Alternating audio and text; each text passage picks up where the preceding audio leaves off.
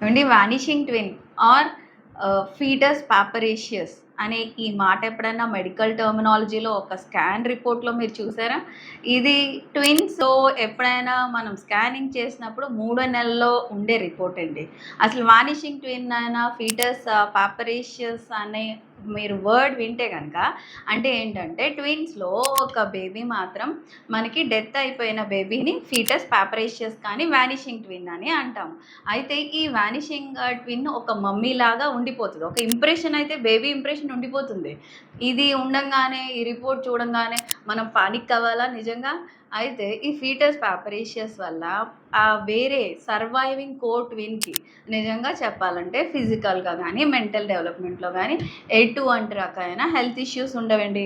Next మదర్‌కి ఏమన్నా వస్తుందా?